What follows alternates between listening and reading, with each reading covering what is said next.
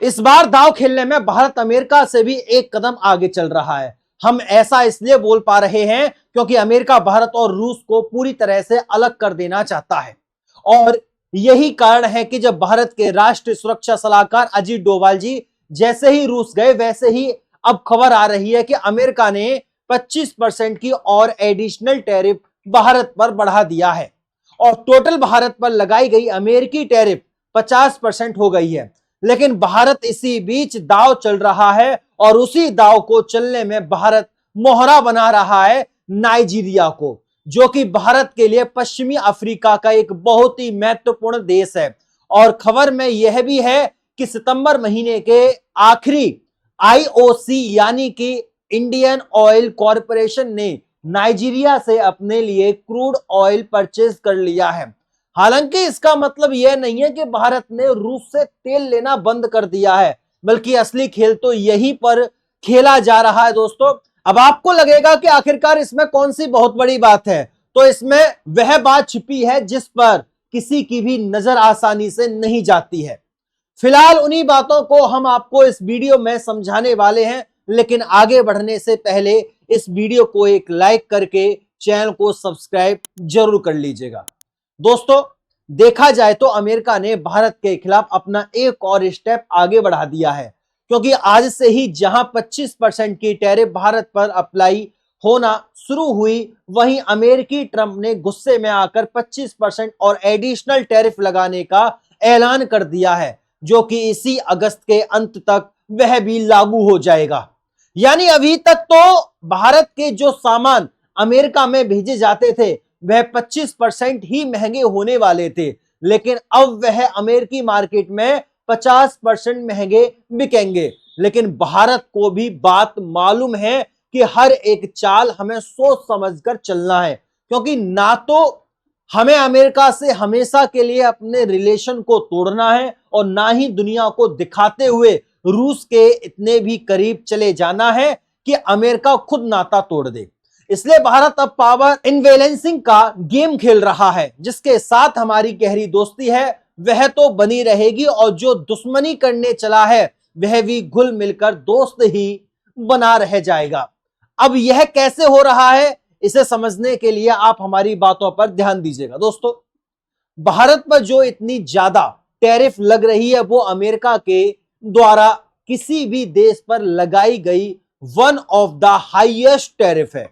और भारत पर इतनी ज्यादा टैरिफ लगने का मेन रीजन यही है कि भारत अभी तक अमेरिका के दबाव में नहीं आया है और ना ही अमेरिका की किसी भी शर्तों को जबरदस्ती मानकर उनके साथ समझौता किया है, बल्कि भारत को धकाधक रूस से कच्चे तेल की सप्लाई ले रहा है। और इसी तेल की सप्लाई लेने के कारण ही भारत को अमेरिका के द्वारा खुलकर टारगेट किया जा रहा है, क्योंकि जो भारत आज स्वतंत्र कूटनीति को लेकर चलता है और इस भारत को अमेरिका अगर झुकाने में किसी न किसी तरीके से कामयाब हो गया तो डर के कारण कोई भी देश रूस से नजदीकियां नहीं बढ़ाएगा। और भारत नहीं रुका तो भारत के पीछे पीछे और भी देश रूस के साथ लगे रहेंगे, क्योंकि पहले सिर्फ तेल की सप्लाई तक बात सीमित थी, लेकिन अब भारत और चीन तीनों मिलकर ब्रिक्स को एक नए लेवल पर खड़ा कर चुके हैं। और उनकी महत्वपूर्णता इस हद तक पहुंच चुकी है कि नाटो तक के देश नाटो जैसे बड़े सैन्य संगठन को छोड़कर ब्रिक्स जैसे संगठन को मेंबर बनाना चाहते हैं। फिलहाल इसी बीच भारत अफ्रीका को भी अपने नए मोर्चे पर खड़ा कर रहा है, जिसका पहला कदम आगे बढ़ा दिया गया है कि आईओसी यानी कि इंडियन ऑयल कॉरपोरेशन ने अफ्रीकी देश नाइजीरिया के साथ एक बड़ी डील फाइनलाइज कर लिया है, जिसके मुताबिक आने वाली सितंबर महीने में नाइजीरिया इंडियन ऑयल को कच्चे तेल की सप्लाई करेगा। जी हां दोस्तों, व्यापारिक सूत्रों ने बुधवार को बताया कि भारत की शीर्ष रिफाइनर कंपनी ने सितंबर डिलीवरी के लिए नाइजीरिया से कच्चा तेल के 1 बिलियन बैरल खरीदे हैं। हालांकि कीमत तत्काल ज्ञात नहीं हो सकती है।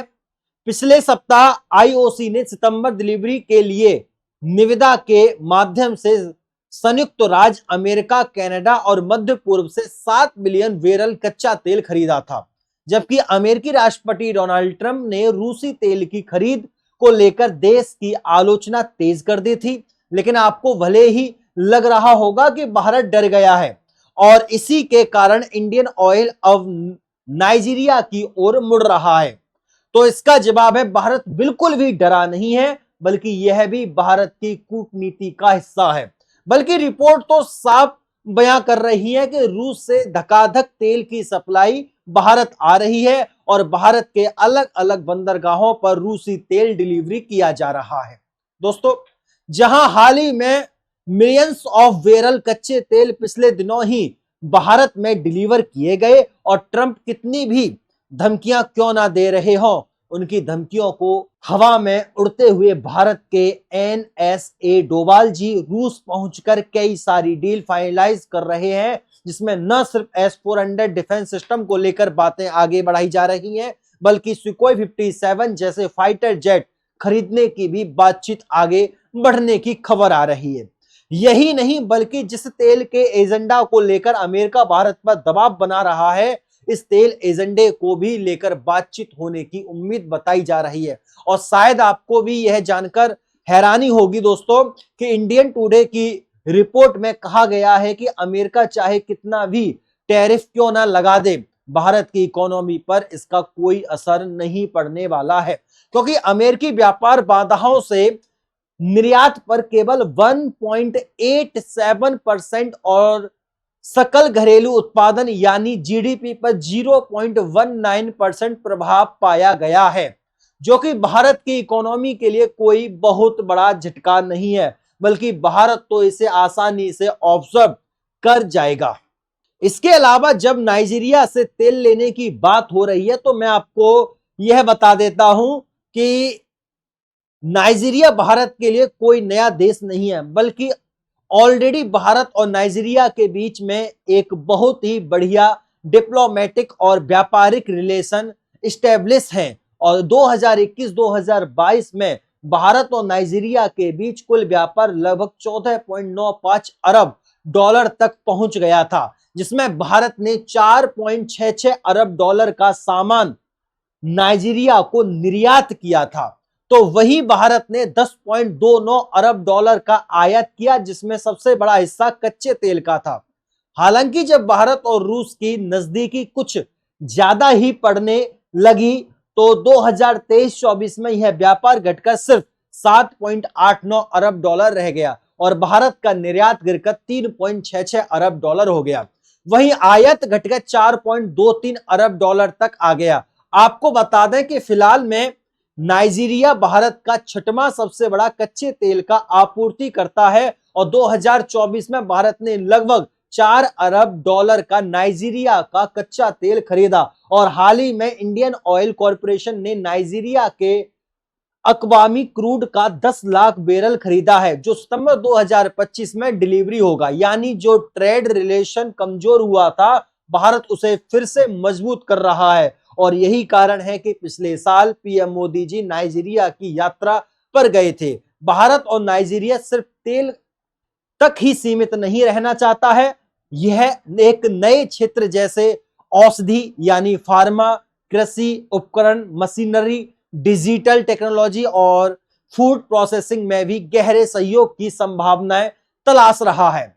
मार्च 2025 में दोनों देश के बीच नई व्यापार रणनीति पर बातचीत हुई, जिसमें व्यापार को 20 अरब डॉलर तक पहुंचाने का लक्ष्य रखा गया है। आपको बता दें कि नाइजीरिया अफ्रीका की सबसे बड़ी अर्थव्यवस्था है।